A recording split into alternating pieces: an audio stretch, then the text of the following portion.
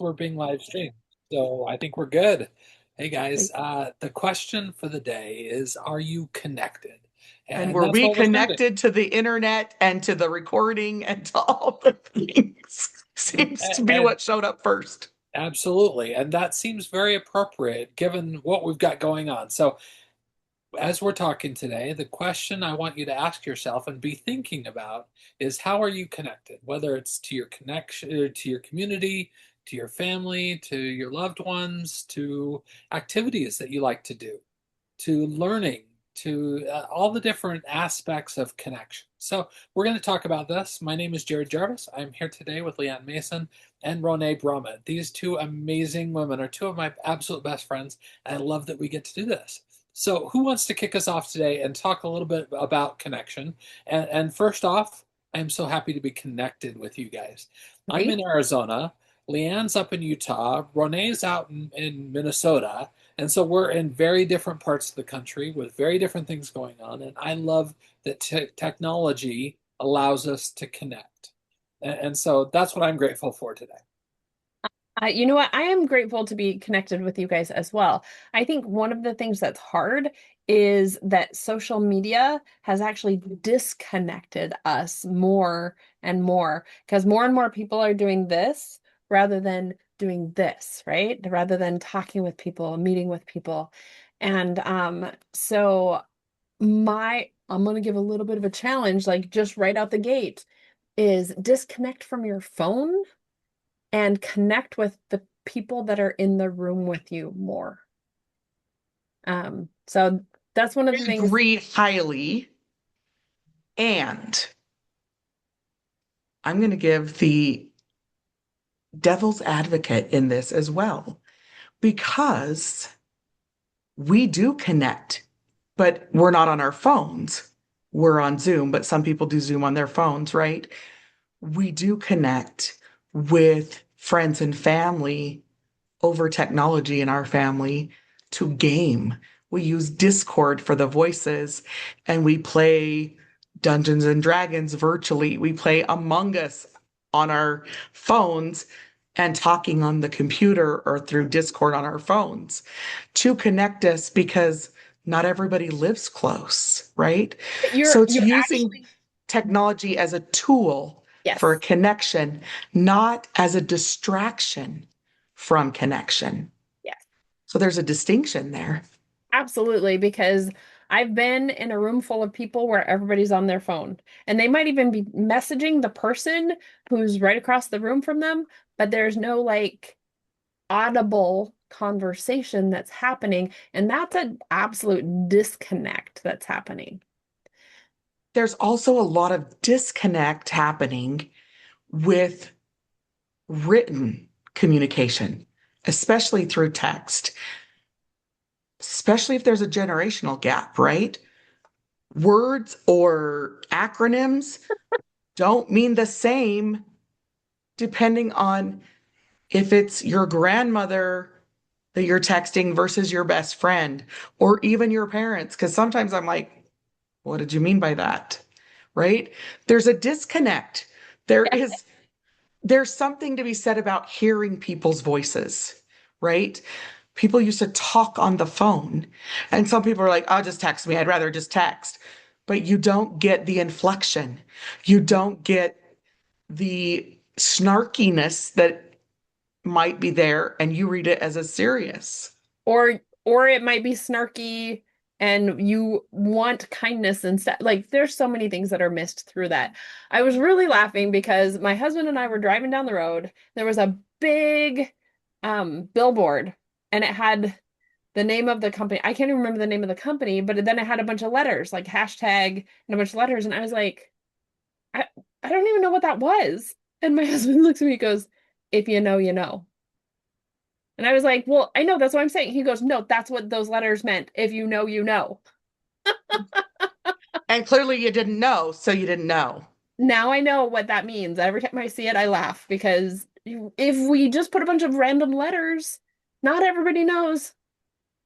I've had some people who didn't understand that WTF can be very bad. They thought it was something completely different, right? Right. So it's that's that disconnect we're talking about. So we're also disconnected from the earth, right? So many people spend so much time inside, they don't get outside. Like during the winter here in Minnesota, we're inside the whole time. So as soon as it warms up, we go outside until mosquito season, and then we're kind of stuck. Now, Jared, you have the opposite problem. During Yeah. the summer, you're inside because it's way too hot. We were looking at the temperatures and realized that we couldn't open our windows last night until 2 a.m. because it was hotter than it was inside our house. And 2 a.m. is not the ideal time to wake up to open your windows. And so yeah, it's very much too hot right now. Well, and recently I've run into families who we once played hockey with, right? And their kids have aged out and their lives revolved around their children and their children's activities. And they feel very disconnected. They lost their community, right? And so different seasons bring on different opportunities for connection. And so you have to foster relationships outside of just one niche or one community so that when you're on to the next season of your life, you don't lose everything. And it made me just, what really made me think of this is I'm a year away from that. For the last 15 years of our life, we have been at an ice rink. Maybe more than that, because Sarah started out wanting to be an ice skater until they wanted to put her in a dress. And she was like, Dad, can I switch to hockey? I'm not a princess. And that's where hockey started. So Sam, as soon as he was old enough to learn to skate, he's been in skates and he's played hockey since he was 4. And so he's 17. He'll be a senior in high school. This is his last year of high school hockey. And then what? So Joseph and I are now starting to foster other things outside of that, which we have friend groups outside of that that we do things with. But it's like, if you don't plan, then you find yourself completely disconnected. Renee had a great, as we were getting started, I'm like, oh, we just need to go live. She was talking about as kids come out of school, Yeah. right? There's disconnect because you had routine and then you're in disconnect, but it's an opportunity to reconnect differently. Yes. So why don't you share some of the things you are doing with your daughter and your grandkids to reconnect? Oh, well, we actually have a day every week that we plan to get together. And when we're together, we actually are doing different projects. We're making meals together. And a lot of times we'll make meals not just for each of our family, we make enough that we then bring it over and we connect with other people who we know that maybe they're struggling a little bit, feeling a little isolated. And so bringing meals to people is one of the things that we have found to really connect. Putting the phones down, other than we have played, what is that, Among Us and a couple of the other things where, but you're having interaction as you're playing these games together. And then my daughter and I are actually taking a quilting class together. And so that's been really, really fun. I love Awesome. that you're being Jared, intentional about it.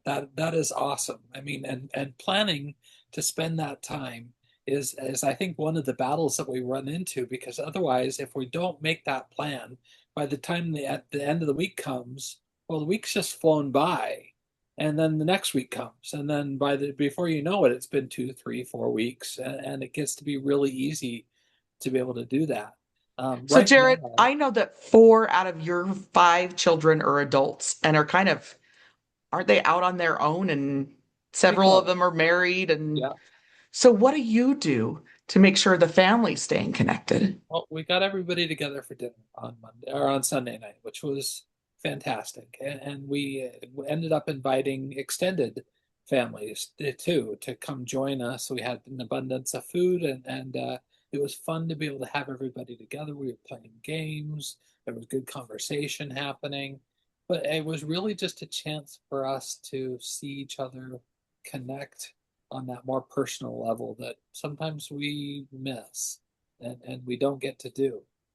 When I'm thinking though about connection also with it being as hot as it is right now, and Renee, I appreciated that you were talking about disconnect from the earth. I started diffusing Shinrin Yoku again last night, and that idea of forest bathing and just walking through that forest, and I woke up this morning and I felt rejuvenated. I felt energized to reconnect. I mean, to be connected in a different way than I had been for a couple weeks. And so, I'm typically I go for like the citrus bliss. That is my happy place. That is my connection to the universe. It reaffirms for me that everything's good. Everything's going to work out. But the Shinrin Yoku really was profound for me last night because it brought me back to connection to Earth. Yeah, I I love love it. that. I love Shinrin Yoku for at night. It's a beautiful, beautiful blend. If you're craving community and support, you can do a combination of cedarwood and birch. So cedarwood is that oil of community and birch is that oil of support. And that makes a really, I don't know, like a really calming, refreshing uh diffuser blend. Right. And birch is the oil of connection, right? The other thing is start reaching out. Invite people to do things with you. If you don't like people at your house, find somewhere to go. A park is a great way to have a meetup, right? Just start finding ways to surround yourself with people that you have similar interests with, right? My husband and I love playing games. And so we had a couple of neighbors that we've gotten to know just here and there that we finally just said, "Hey, do you guys like board and card games?" And they're like, "Yeah, but we don't find people who want to play with us." And we're like, "Okay, game on." So we invited them, another one, we found another one. And so we're like, so we got together with two other couples on Saturday and we just played card games, is what we ended up playing.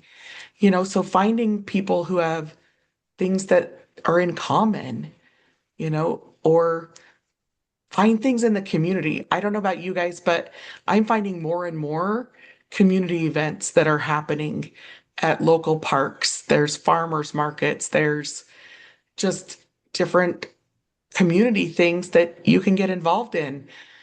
Concerts in the park, movies in the park in the summer. At least here, it seems like the summer is where community does a few more things. So I don't know what it's like there in Minnesota and Arizona, but I know that Ronay is connecting through her local Chamber of Commerce and she's doing the Christian Chamber. But there's lots of other ways to connect. Jared and Ronay. I was going to mention find a local if you're a business person looking to connect, then the Chamber of Commerce and now the Christian Chamber of Commerce, which is um, there is a U.S. Christian Chamber of Commerce, so they're all over. Check and see if there's one in your area. Local churches, like I know that my church has summer affinity groups, and you don't have to be a member of our church. You can just go on the website and sign up for an affinity group and they're doing lots of fun things like one lady's opened up her home and we can learn how to do pottery because she does pottery there or so it's kind of exciting. Get involved locally, like you were saying. There's lots of things if you go to your local um they community center Or and the library. The library has a lot of events oh in the summer. Jared, do you have anything that they do down in Arizona that we maybe didn't touch on?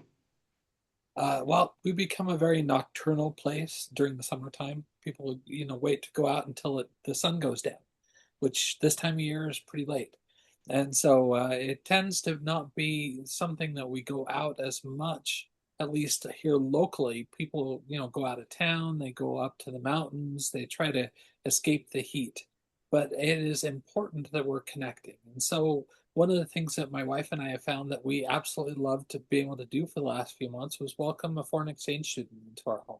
And that was so fun getting to connect, see different cultures, getting to learn a little bit more about where he's from. And he just went home And we've got another one that's going to be arriving here at the end of July. I can't believe it. And we're just inviting people into our spaces, inviting those opportunities to learn about other people. It's not always about pushing whatever agenda that we have.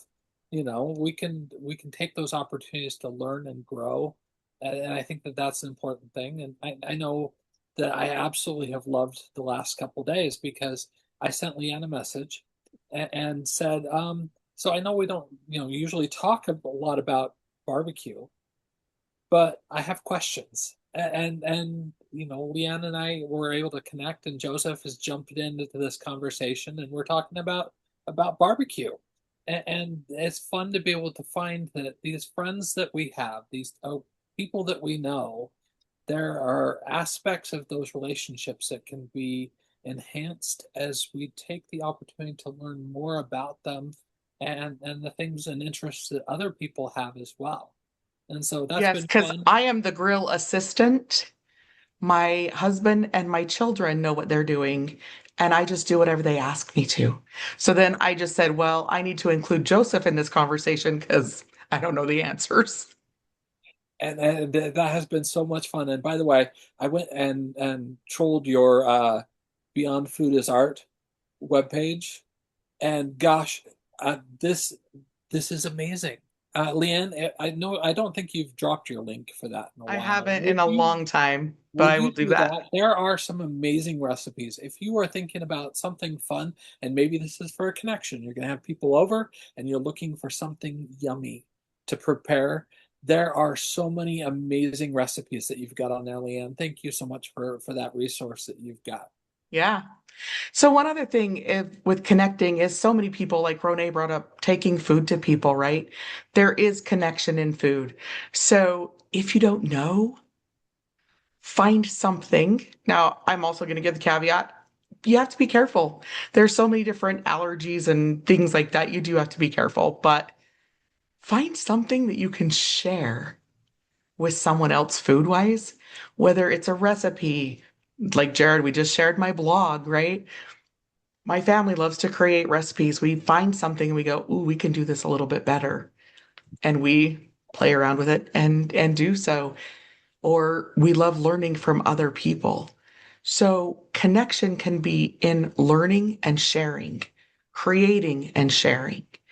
So I want you to drop in the link or in the comments, what is your favorite way to connect with other people? And maybe you have a few, because I love connecting as we're working together. I love connecting as we're teaching. I love connecting by sharing food. We call it friend outreach if we have too much food, and I'll post it on social media. Friend outreach, who wants? And I will share what we're having for dinner quite often. And then if we do have the recipe, I share the recipe. It's a way to connect and have a conversation. So I challenge you to find a new way to connect if you don't know what your favorite way is. Now, I'm going to jump in here real quick. Renee, I would love your expertise on ways that our strengths can benefit us as we are striving to connect to our communities, Ooh, that's a to good one. Oh, this is so good. So first off, you need to know what your strengths are, and you need to look at your top 10 because people connect differently. Those who have a relator strength are completely different from me. I have includer. I'm like, everybody's included. Leanne has includer. Everybody's included, right? But relators want to, they have maybe two or three ride or die friends. They have their small group. When they do connect, they connect deeply. And so oftentimes relators will be told, well, why don't you just go out and meet new people? And they can't. That's not how it works for them. They can meet new people, but you've got to find people who are go take a class that you really enjoy, and you're going to find somebody in that class that you're going to connect with because you've connected over something you really, really enjoy, or like over food. I connect with a lot of people over food. Food is love, right? My relator daughter, if she invites somebody new to the club, somebody gets ousted. Yes. because her Yes. relator keeps them close. Right. And so with understanding what your strengths are, you're gonna be able to connect in a way that is authentic to you. Otherwise, um, if a relator tries to go to a big party and they're trying to be that like, they're just gonna be awkward, right? Where somebody who's an includer who has woo hi, they're gonna walk in and it's gonna be like, the fun has arrived, right? If my husband did that, people would look at him and be like, okay, so we stay away from him, right? So just make sure that first off, if you don't know your strengths and you want to know what your strengths are, message me. I Drop get Renee's link. I get the assessment for $10 cheaper. So instead of spending $60, you can just spend $50. I pass that savings right on to you. And then I do have the Faithfully Unleash Your Strengths group where we're putting information in there, trying to uplift because for me, adding faith in with your strengths has just made it a million times better. And Because yes, and amen. not only do you understand who you are, you understand who God created you to be. And that's just a beautiful thing to understand. And it helps with community, it helps with fellowship, it helps with pulling people in and not leaving, for me, again, includer. I love to invite everybody, but it's kind of weird when I don't get invited, right? And then I thought, well, that's silly. If I'm don't look for evidence of things not happening, look for evidence of the positive things that do happen, Well, right? I think if you know what your strengths are and you understand strengths, you are less likely to look at the way somebody else is doing something and quick judgments because you're like, oh, well, I wonder for me anyways, this is how I'm like, ooh, I wonder what their strengths are that this is how they show up. Yes. And I Yes. know that Renee now actually because she's so versed in it can actually watch someone's mannerisms and their how they show up and go, oh, these are your strengths that you're living in. Yes, you have to be careful when you're guessing because sometimes it can be there. There are some people that throw you completely off. I was teaching a workshop in Wisconsin, and this one it kept throwing me off. And I she kept saying it depends, and she had very strong strategic thinking, and I was like, how can it depend? I missed her adaptability. Oh, Because of her mannerisms, I was like, oh no, you tend to do this, and she kept coming back with this, it depends, and I'm looking. So you got to be careful with assuming that you know about people too much. But there are, when you do get really into strengths, there are ways to start identifying certain things, and you're like, oh, I need to talk slower with that person because I talk really, really fast, right? And so I had somebody literally who was like, do you ever take a breath? And I was like, okay, that is a strategic thinker. So I need to just slow down a little when I'm talking with him. So then I'm not overwhelming him, right? So as you connect with people, it doesn't dishonor my strengths. I have activator. I'm like, woo, right? Uh, Woo, positivity, activator, all these things. Achiever, they all make me kind of go, go, go. But I don't discount that when I come up to someone who's a strategic thinker because all of a sudden I'm like, oh, I can still accomplish my goals by honoring their strengths. So just slowing things down a bit, making sure that I'm not cutting corners with things. Because sometimes I'll be like, oh, we could just jump over this. And oh, no, this person is a executor. They need to make sure things are done the right way. So if you guys are interested in learning more about your strengths, again, please reach out to me. I would love to help you with it because obviously it's a little bit of a passion of mine, but when you understand your strengths and the strengths of those around you, communication is just so much better. Connection is so much better. and So that is thanks, one Jared. piece that we forget to talk about in wellness is social wellness. We do need social wellness as part of a holistic wellness piece. Mind, body, spirit, community. We need it all. Absolutely. So I will say, if you guys that are watching this right now are interested in learning a little bit more about whatever these topics are that we've talked about, whether it's food, whether it's oils, whether it's about connection, whether it's about the strengths, whether all of these different areas, we would love to be able to talk to you about that. And I know that Leanne and Renee both do classes for people in your local area. I do them here in Arizona as well. If you are interested in having a local class, let us know. If you're interested in connecting with us here on Zoom and we can do a Zoom class, we can do that as well. But we want to be able to connect with you. And that is important to us because that's part of how we are making a difference in the world. I think part of that connection is also recognizing those opportunities to be able to make a difference. There's enough negativity in the world. I say we go make something positive. Go make and bring light to the world. And that's part of what we do and part of how we show up every day for the people that we get to work with. Absolutely. Yes and amen. Thanks for joining us. We'll see you next week.